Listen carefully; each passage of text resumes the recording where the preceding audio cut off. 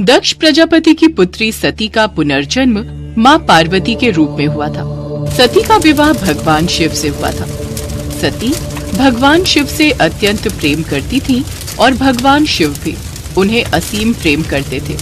सती ने अगले जन्म में राजा हिमालय और रानी मैना की पुत्री पार्वती के रूप में जन्म लिया और माँ पार्वती के रूप में सती ने फिर से अपने पति का साथ पाया। माँ पार्वती चाहती थीं कि वो सदा अमर सुहागिन रहें तथा इस जन्म में उन्हें भगवान शिव से बिछड़ना न पड़े। वे और शिव जी सदैव एक साथ रहें। सदा अमर सुहागिन रहने की कामना लेकर एक दिन माँ पार्वती ने भगवान शिव से अमर सुहागिन बनने का वरदान मांगा। महादेव, मैं अमर सुहागिन रहने का वरदान चाहती हूँ ताकि मैं आपसे कभी बिछड़ न सकूं। मैं सदैव आपके साथ रहूं। देवी, तुम्हारा प्रेम और समर्पण मुझे अत्यंत प्रिय है। तुम्हारी ये इच्छा पूर्ण होगी, परंतु इसके लिए तुम्हें कठिन तपस्या करनी होगी। प्रभु, अमर सुहागिन बनने का वरदान प्राप्त करने के लिए मैं कठोर से कठोर तप कर सकती हूँ। मैंने आपको पाने के लिए भी कठोर तप किया था, ये बात आप जानते हैं। मैं अमर सुहागिन बनने का वरदान प्राप्त करने के लिए कठोर तप अवश्य करूंगी। मुझे आज्ञा दीजिए स्वामी, मैं अपनी तपस्या में सफल हो सकूं। माता पार्वती को देखकर भगवान शिव मुस्कुराए और उन्होंने उन्हें आशीर्वाद दिया। इसके पश्चात माँ पार्वती ने कठिन तपस्या करनी आरंभ कर दी। वे हिमालय की बर्फीली चोटियों पर बैठकर कठोर व्रत और उपवास करने लगी। देवता और ऋषि मुनि भी उनकी तपस्या को देखकर अचंभित हो गए। वर्षों बीत गए और माँ पार्वती की तपस्या में कोई कमी नहीं आई। उनके प्रेम और समर्पण ने संपूर्ण ब्रह्मांड को प्रभावित कर दिया। ब्रह्मदेव, देखिए माँ पार्वती किस कठिन तपस्या में लीन है। कितनी दृढ़ता और समर्पण से वे भगवान शिव को प्राप्त करने के लिए तप कर रही हैं। हाँ नारद, देवी पार्वती का ये तप और भक्ति अद्वितीय है। इस तप से सारा ब्रह्मांड प्रभावित हो रहा है। परंतु ब्रह्मदेव, क्या भगवान शिव माँ पार्वती की तपस्या से प्रसन्न होकर उन्हें वरदान देंगे? उनकी तपस्या अत्यंत कठिन है और उनकी इच्छा पूरी होनी चाहिए। नारद, भगवान शिव करुणा और प्रेम के सागर हैं। माँ पार्वती का ये तप और भक्ति उन्हें अवश्य प्रसन्न करेगी। भगवान शिव उनकी भक्ति का मान रखते हुए उन्हें अवश्य वरदान देंगे। हे ब्रह्मदेव, क्या इस कठिन तपस्या के दौरान माँ पार्वती को कोई सहायता या मार्गदर्शन की आवश्यकता है? नारद, देवी पार्वती का तप और समर्पण स्वयं ही उनका मार्गदर्शन है। उनकी आत्मशक्ति और दृढ़ निश्चय ही उनकी सबसे बड़ी शक्ति है। हमें उनके तप को बस सम्मान और आशीर्वाद देना चाहिए। देवी पार्वती का ये तप और भक्ति संपूर्ण स्त्रियों के लिए प्रेरणा स्रोत बनेगा। उनके इस तप से हर किसी को सच्चे प्रेम और समर्पण की महत्ता का ज्ञान होगा। ये तपस्या एक महान उदाहरण बनेगी। महादेव और देवी पार्वती का प्रेम इस ब्रह्मांड की दिव्यता को और भी अधिक बढ़ाएगा। हमें उनके इस तप को सफल होते देखना होगा और उनके प्रेम और समर्पण की गाथा को संपूर्ण लोकों में फैलाना होगा। नारायण नारायण, धन्य है देवी पार्वती।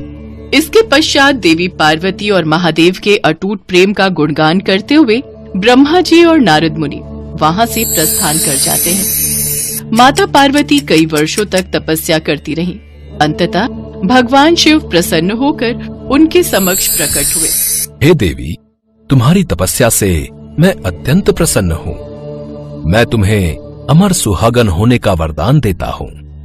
मेरे इस वरदान से तुम हमेशा मेरे साथ रहोगी। तुम सदैव अमर सुहागन रहोगी। आपका बहुत बहुत धन्यवाद प्रभु। आपने मेरी प्रार्थना को सुना और मुझे अमर सुहागिन बनने का वरदान दिया। मैं बहुत खुश हूँ स्वामी। आपने मेरी वर्षों की तपस्या को सफल कर दिया, मुझे अमर सुहागिन बनने का वरदान दे दिया। माँ पार्वती ने भगवान शिव के चरणों में माथा टेक कर उन्हें धन्यवाद किया। भगवान शिव ने उन्हें अपने हृदय से लगाया और बोले, पार्वती, अब तुम हमेशा अमर सुहागन रहोगी। तुम्हारा ये वरदान संपूर्ण स्त्रियों के लिए एक प्रेरणा बनेगा। इस प्रकार माँ पार्वती अमर सुहागिन बनी। उनकी इस अमरता और प्रेम की कहानी पूरे विश्व में फैली और हर स्त्री के लिए प्रेरणा बनी। एक दिन माता पार्वती ने भगवान शिव से कहा कि वे पृथ्वी पर जाकर वहाँ की महिलाओं के साथ समय बिताना चाहती हैं और उनकी भक्ति को देखना चाहती हैं। भगवान शिव ने माता पार्वती को अनुमति दे दी और वे धरती लोक पर एक गांव में आई।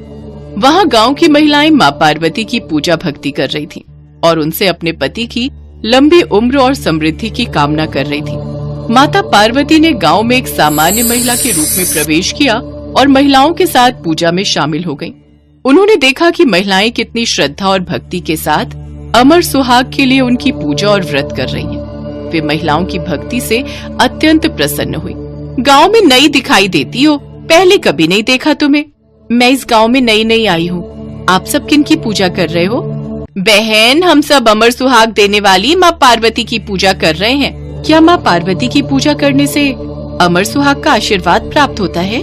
हाँ बहन, माँ पार्वती की पूजा करके हम सब सुहागिन स्त्रियाँ अमर सुहागिन बनने का आशीर्वाद प्राप्त करती हैं। जो कोई भी स्त्री सच्चे मन से माता पार्वती की पूजा और भक्ति करती है, उसकी सुहाग की सदैव रक्षा होती है और पति की लंबी आयु होती है। घर में सुख समृद्धि का वास होता है। आओ बहन, तुम भी हमारे साथ अमर सुहाग बनाए रखने वाली माँ पार्वती की पूजा करो।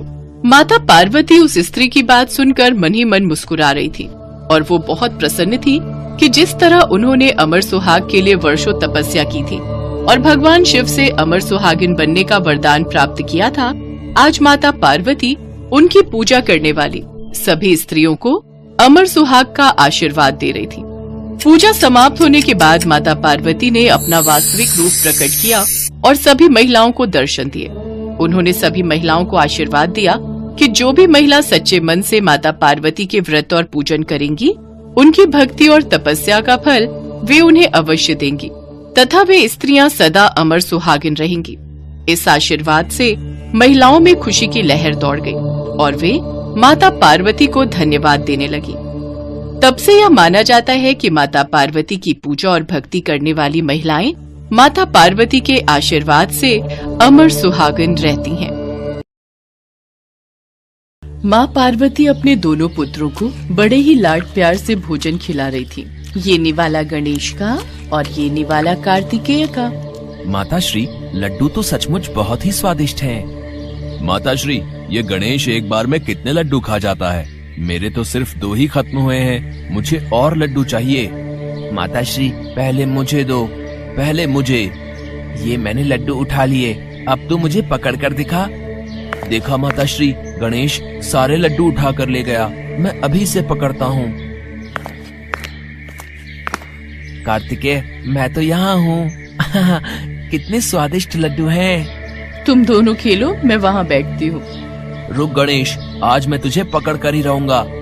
नहीं कार्तिकेय, तुम मुझे नहीं पकड़ पाओगे। माताश्री देखो ना, गणेश बार बार अदृश्य हो जाता है, मैं उसे पकड़ भी नहीं पाता हूँ। नारायण नारायण।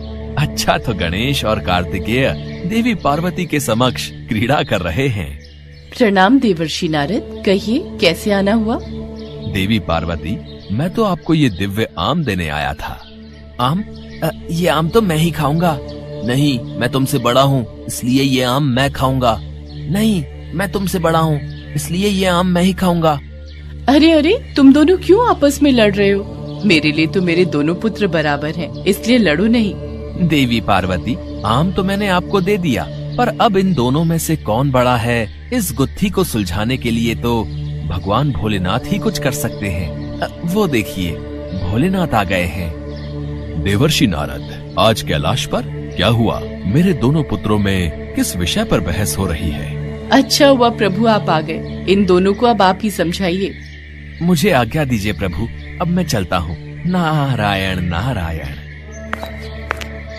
पिताश्री, मैं गणेश से बड़ा हूँ, इसलिए ये आम फल मुझे ही मिलना चाहिए।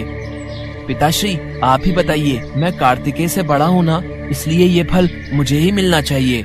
देख लिया, दोनों ही अपने आप को बड़ा बनाने पर उतारू हैं। मेरे पास एक हल है, तुम्हें उसके लिए एक कार्य सिद्ध करना होगा। पिताश्री, आप आज्ञा दीजिए, पल भर में ही मैं वो कार्य पूर्ण कर लूंगा। तो कार्य है पृथ्वी की परिक्रमा करने का। तुम दोनों में से जो भी सबसे पहले 3 बार पृथ्वी की परिक्रमा करके सबसे पहले कैलाश पर्वत पर लौटेगा, उसे ही बड़ा भाई होने का अधिकार प्राप्त होगा। वही विजेता भी बनेगा और दौड़ के विजेता को उसके इनाम के रूप में फल मिलेगा। फिर तो विजेता मैं ही बनूंगा। माताश्री, पिताश्री, मुझे आशीर्वाद दीजिए। कार्तिकेय तुरंत अपने दिव्य वाहन मोर पर सवार हो गए और आकाश में उड़ते हुए चले गए। उन्होंने अपने रास्ते में आने वाले हर पवित्र स्थल का दौरा किया और देवताओं से प्रार्थना की। भगवान गणेश जानते थे कि वो भारी हैं और उनकी सवारी चूहा कार्तिकेय के मोर जितना तेज नहीं दौड़ सकता। अगर वो दुनिया का चक्कर लगाते हैं तो अपने भाई को कभी नहीं हरा पाएंगे। उन्होंने अपनी बुद्धि का उपयोग किया और अपने माता पिता को एक साथ बैठने के लिए कहा। माताश्री, पिताश्री, क्या आप दोनों वहाँ एक साथ विराजमान हो सकते हैं? पुत्र गणेश, तुम पृथ्वी की परिक्रमा में नहीं जा रहे हो क्या? तुम्हें प्रतियोगिता में भाग नहीं लेना? पार्वती, हमारे दोनों ही पुत्र बहुत बुद्धिमान और होनहार हैं। गणेश इस समय जरूर कुछ और ही विचार मन में सोच रहा है। गणेश जी ने अपने हाथ जोड़े और अत्यंत भक्ति के साथ भगवान शिव और देवी पार्वती के समक्ष चक्कर लगाने लगे।